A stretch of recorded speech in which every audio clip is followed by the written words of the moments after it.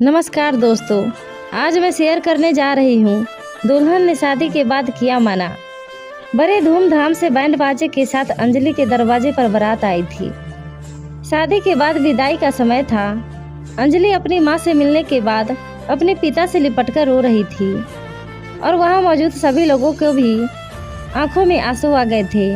उस समय अंजलि ने घूंघट निकाला हुआ था और अब उसका विदा होकर ससुराल जाने का समय हो गया था। तो जैसे ही अंजलि रोती हुई कार में बैठने लगी, तभी उसकी छोटी बहन रोती हुई उससे दोबारा लिपटकर रोने लगी। तभी गाड़ी के पास खड़े अंजलि के पति अरविंद से उसका दोस्त आकाश कहता है, अरे यार अरविंद, यहाँ से घर पहुँचते ही सबसे पहले होटल अमृत पहुँचकर एक बढ़िया सा खाना खाएंगे, क्योंकि यहाँ तेरे ससुराल में तो एकदम घटिया खाना था। ऐसा खाना तो हमारे यहाँ कुत्तों को भी नहीं खिलाते। तभी साथ ही खड़े अरविंद के छोटे भाई ने भी कहा, हाँ यार, यहाँ का खाना तो एकदम बकवास था और रसमलाई में तो रस ही नहीं था। ये कहते हुए वो तीनों ही जोर जोर से हंस रहे थे। तभी अंजलि के पति अरविंद ने भी अपने ससुराल वालों का मजाक उड़ाते हुए कहा कि हाँ यार, मैंने भी मजबूरी में ही यहाँ का खाना खा लिया, वरना मैं तो ऐसे खाने को तो हाथ भी नहीं लगाता।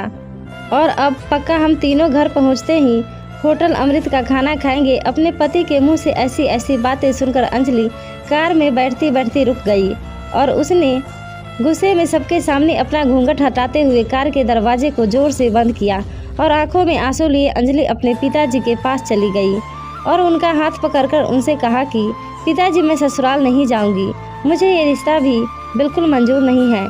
ये बात अंजलि ने इतनी जोर से कहा कि सब लोग उसकी बात सुनकर हक्के बक्के रह गए। सब लोग अंजलि के नज़दीक आ गए और अंजलि के ससुराल वालों पर तो जैसे पहाड़ ही टूट पड़ा हो। वजह क्या थी ये किसी को भी समझ नहीं आ रहा था। तभी अंजलि के ससुर राधे प्रसाद जी ने आगे बढ़कर अंजलि से पूछा कि अंजलि बेटी, बात क्या है? तुम अचानक ही शादी होने के बाद अपनी विदाई होने के समय क्यों शादी को नामंजूर कर रही हो? तभी अंजलि कुछ देर चुप रहने के बाद अपनी आंखों में आंसू लिए अपने ससुर से बोली कि बाबूजी, आपको पता है मेरे माता पिता ने अपने सभी सपनों को मारकर हम सभी बहनों को इतना पढ़ाया सिखाया और काबिल बनाया, और आप जानते हैं कि एक बाप के लिए उसकी बेटी क्या मायने रखती है। वैसे आप और आपका बेटा कभी नहीं जान सकते, क्योंकि बाबूजी आपके घर में तो कोई बेटी है ही नहीं।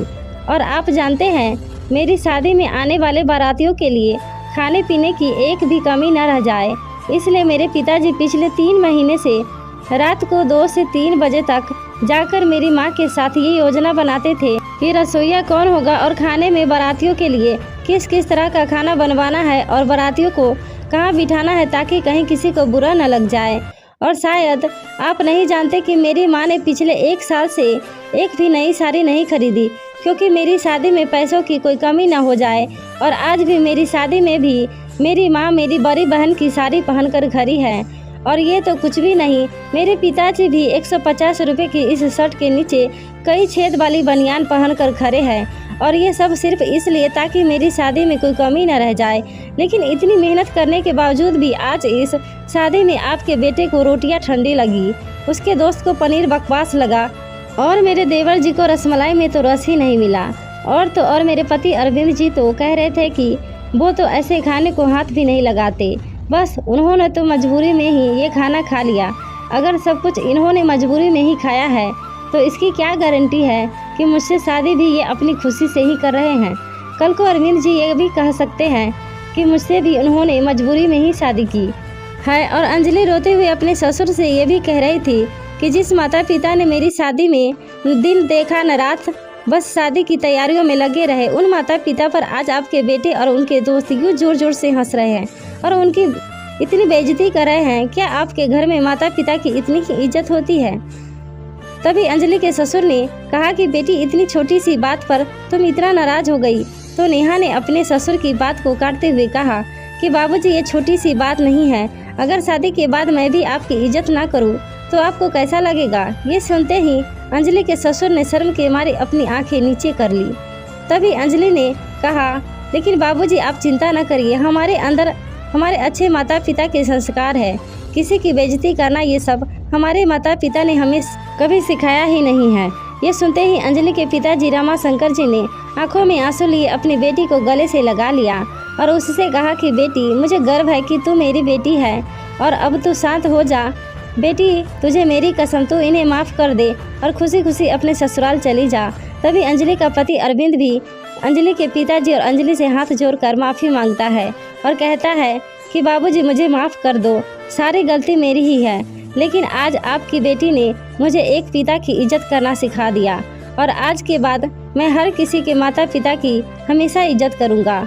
उसी वक्त अंजलि के ससुर राधे प्रसाद जी भी आगे आकर अपनी बहू अंजलि के सर पर हाथ रखकर कहते हैं कि मैं तो बहू लेने आया था, लेकिन ईश्वर बहुत कृपालु है, उसने मुझे बहू के रूप में एक बेटी दे दी और वो भी इतने अच्छे संस्कारों वाली, जो कि माता पिता का भी इतना सम्मान करती है। और अब बेटी, मेरे कहने से इन नालायकों को भी माफ़ कर दे, मैं हाथ जोड़ता हूँ तेरे सामने। तभी अंजलि अपने ससुर जी के दोनों हाथों को पकड़ लेती है और कहती है कि नहीं बाबूजी, आप मेरे पिता के समान है, कृपया आप मेरे सामने हाथ मत जोड़िए।